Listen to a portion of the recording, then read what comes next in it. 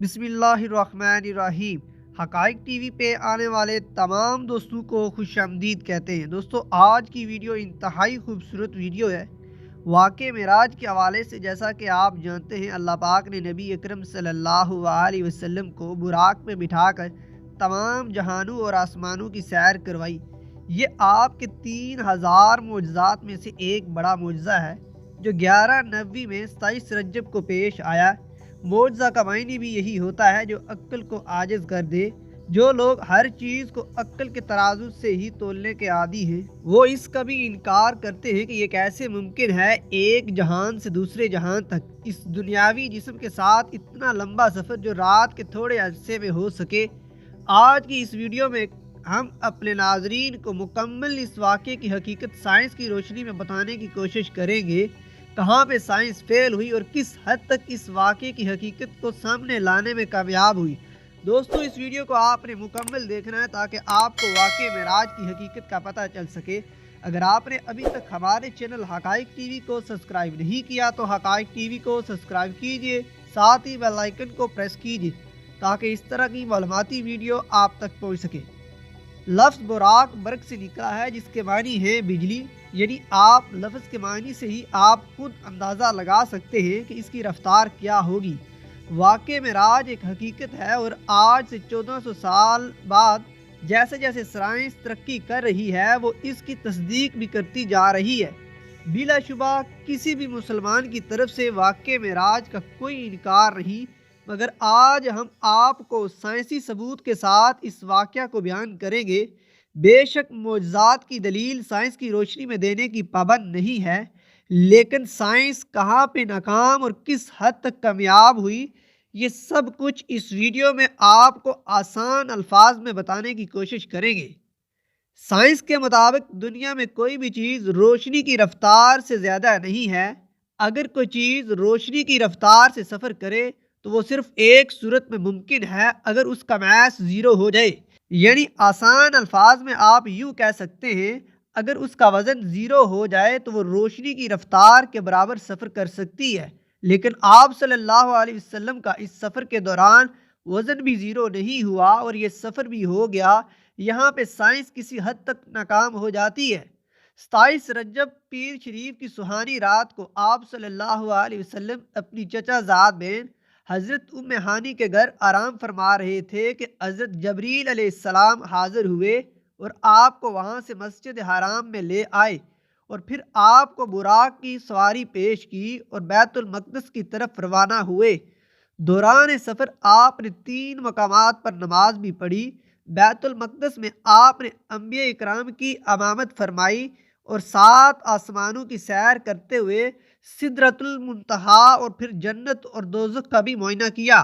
Einstein کی theory of relativity میں یہ بات ثابت ہے کہ روشنی کی رفتار 1,86,000 میل فی سیکنڈ ہے۔ رفتار کلومیٹر میں نہیں بلکہ میل میں ہے۔ اگر کوئی انسان روشنی کی رفتار کا 90% طے کر کے سفر کرے تو اس پر وقت آدھا رہ جاتا ہے۔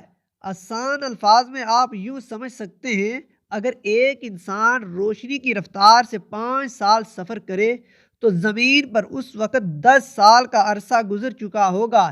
اسی طرح اگر کوئی انسان روشنی کی رفتار کا 100% حاصل کرے تو زمین کی نسبت اس کا ٹائم 0 ہو جائے گا۔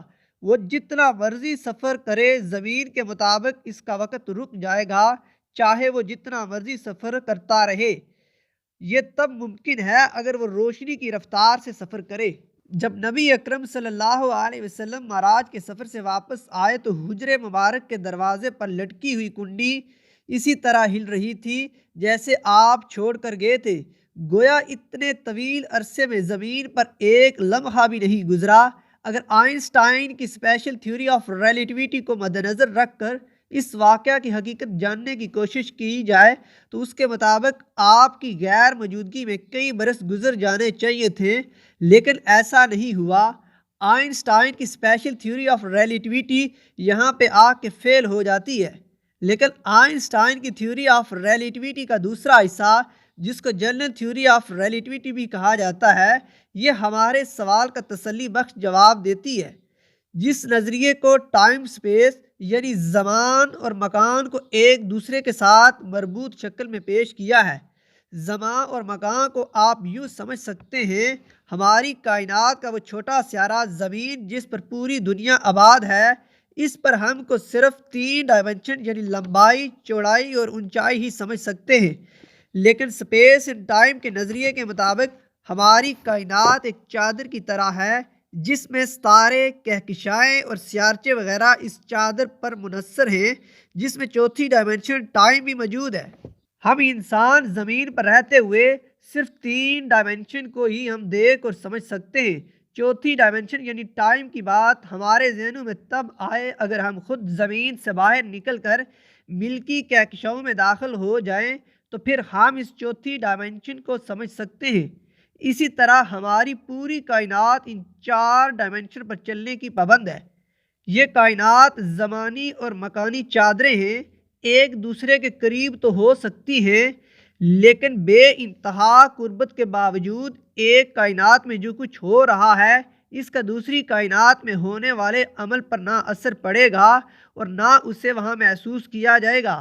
حضور اکرم صلی اللہ علیہ وسلم زمان اور مکان کی کائناتی چادر کے ایک نقطے پر سے دوسری زمانی و مکانی چادر پر پہنچے، اور معراج کے مشاہدات کے بعد خواہ اس کی مدت کتنی ہی طویل کیوں نہ رہی ہو، حضور اکرم صلی اللہ علیہ وسلم زمان و مکان کی کائناتی چادر کے بالکل اسی نقطے پر واپس پہنچ گئے جہاں آپ معراج سے قبل تھے۔ یہ وہی نقطہ تھا جب آپ کی کنڈی ہل رہی تھی، جیسا کہ آپ اس کو چھوڑ کر گئے تھے۔ لیکن سائنس کی ایک اور تھیوری جس کو ٹائم ٹریول کہا جاتا ہے، وہ اس واقعے کی حقیقت بتانے میں کامیاب ہو جاتی ہے۔ یہ واقعے کی مکمل نشاندہی بھی کرتی ہے۔ سورج سے روشنی زمین پر آنے کے لیے 8 منٹ کا ٹائم لیتی ہے، یعنی آپ یوں کہہ سکتے ہیں کہ سورج 8 منٹ پہلے کا موجود ہوتا ہے۔ اس تھیوری کے مطابق اگر کوئی چیز روشنی کی رفتار سے دگنا موو کرے تو وہ چیز مستقبل میں چلی جاتی ہے۔ اگر ہم روشنی کی رفتار سے سورج جتنے فاصلے پر موجود کسی ستارے یا سیارے پر جا کر پلٹ آئیں تو ہمارا جانا 4 منٹ میں اور واپسی بھی 4 منٹ میں ہوگی، کل سفر 8 منٹ میں ہوگا۔ دلچسپ بات یہ ہوگی کہ زمین پر پہنچ کر ہم خود اپنے آپ کو واپسی کا سفر کرتے دیکھیں گے۔ وجہ اس کی یہ ہوگی کہ روشنی کی وہ کرنیں جو ہم سے ٹکرا کے منعکس ہوئی، ہماری متحرک تصویر لے کے زمین پر آ رہی تھی، اور ان کو قدرتی طور پر آنکھ تک پہنچنے میں 8 منٹ لگے، جبکہ ہم ان سے پہلے روشنی کی دگنی رفتار کی وجہ سے زمین پر آ گئے۔